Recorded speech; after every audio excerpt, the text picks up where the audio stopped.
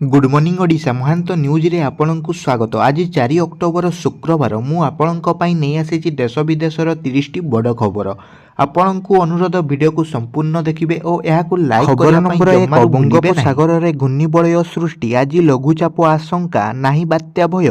दक्षिण पूर्व बांग्लादेश और पार्श्ववर्ती अंचल रे एक घूर्णिबलय सृष्टि होईछि। आज सुद्धा उत्तर बंगोपसागर संलग्न पश्चिमबंग और उत्तर ओडिशा उपकूल रे लघुचाप सृष्टिर संभावना अछि, किंतु यह अवपात बा बात्यारे परिणत हेबार संभावना नाही। आईएमडी डीजी मृत्युंजय महापात्र एही पूर्वानुमान करिसंती। खबर नंबर 2 सरकारी बासभवन खाली करिवे अरविंद केजरीवाल।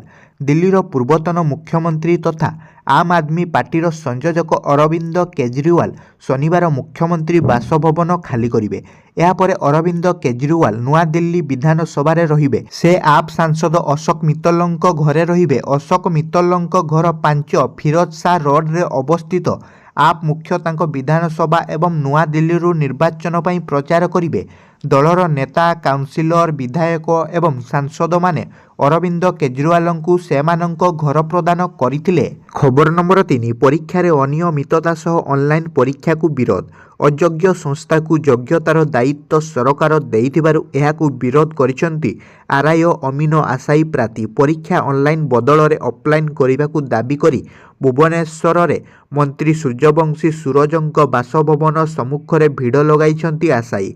सेहीपरि कटकरे नेताजी बस टर्मिनाल रु एकत्र होई जिल्लापालଙ୍କୁ भेटी मुख्यमंत्री उद्देश्य रे दाबीपत्र प्रदान करिवे। परीक्षा बातिल दाबी रे चाकिरी आशाई माने रास्ता को ओह्लाइछंती। स्वच्छतार सह ऑफलाइन परीक्षा करियाकु दाबी करिछंती आशाई प्रार्थी।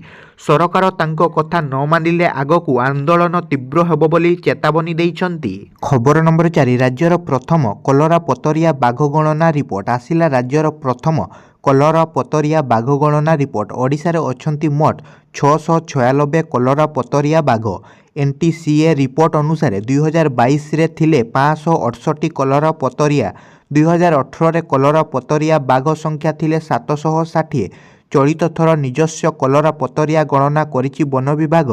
खबर number 5 ICC test ranking. Bumrah पुणी 1 नंबर। भारतीय पेस बॉलर जसप्रीत बुमरा सद्य प्रकाशित आईसीसी टी20 रैंकिंग रे प्रथम स्थान को उन्नति होइछंती। कानपुर रे बांग्लादेश विपक्ष रे 6 विकेट नैतिबा बुमरा अन्यतम भारतीय रविचंद्रन अश्विन को हटाई प्रथम स्थान को फेरिछंती। बॉलरंक मध्य रे रविंद्र जाडेजा षष्ठ और कुलदीप यादव 16तम स्थान रे अपरिवर्तित रहिछंती। सेहीपरि बैटरंक मध्य रे ग्रीन पार्क रो टेस्टर player of the match Yashasvi Jaiswal शीर्ष मान्यता प्राप्त भारतीय रहिछंती। जयसवाल टेस्ट बैटरंक मध्य रे तृतीय स्थान रे रहिछंती। जयसवाल 792 रेटिंग पॉइंट हासिल करितिबा बेले केन विलियमसन और जो रूट तांको उपरे रहिछंती। भारतीय star batter Virat Kohli 4729 run रो इनिंग्स खेली 6 स्थान उपरकू षष्ठ स्थान रे रहिछंती। ऋषभ पंत 9म स्थान रे थिबा बेले रोहित शर्मा और शुभमन गिल यथाक्रमे 15 और 16 नंबर स्थान रे अछंती।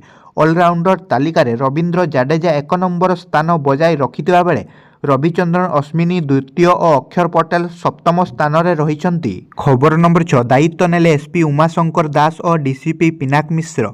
भरतपुर थाना रे जणे मेजर तांको बांधवी को निर्यातना देई समग्र देश रे निंदित होइतबा कटक भुवनेश्वर कमिशनरेट पुलिस रे अमूलचूल परिवर्तन आनिबा पई उद्यम आरंभ करिसंती मोहन माझी सरकार। कमिशनरंक समेत केतेक पुलिस अधिकारी को हटाई दिया जिबा परे नुआ कमिशनर सुरेश देवदत्त सिंहंक दायित्व ग्रहण परे गुरुवार आउ 2 जण पुलिस अधिकारी अतिरिक्त पुलिस कमिशनर उमाशंकर दास और डीसीपी पिनाक मिश्र दायित्व ग्रहण करिसंती। खबर नंबर 7 गंजाम नूतन एसपी भाबे शुभेन्दु कुमार पात्रंक दायित्व ग्रहण।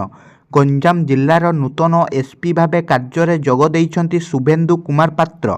2019 बैचर युव आईपीएस ऑफिसर आज जोग देबा परे पुलिस अधिकारी और कर्मचारी माने तांको पुष्पगछ दे स्वागत करिसंती। पूर्वरु से कंधमाल रे एसपी भाबे कार्य करिसंती। एसपी शुभेन्दु कुमार पात्र कहिसंती गंजाम जिल्ला एक धार्मिक क्षेत्र। खबर नंबर 8 चाषींको पई खुशी खबर। अक्टोबर 5 रे मिलिबो पीएम किसान टंका। चाषींको पई खुशी खबर। आसंता काली चाषींको मिलिबो पीएम किसान टंका। महाराष्ट्र प्रधानमंत्री मोदी चाषी अकाउंट को पठाइबे योजनार 18तम किस्ती। 9,50,00,000 ଚାଷୀଙ୍କ ଖାତାକୁ ମୋଟ 20,000 କୋଟି ଟଙ୍କାର ଆର୍ଥିକ ସହାୟତା ପ୍ରଦାନ କରାଯିବ। ରାଜ୍ୟରେ 30 ଲକ୍ଷରୁ ଅଧିକ ଚାଷୀଙ୍କୁ ଟଙ୍କା ଦିଆଯିବ। ଏନେଇ ଆଜି ଉପମୁଖ୍ୟମନ୍ତ୍ରୀ ସୂଚନା ଦେଇଛନ୍ତି।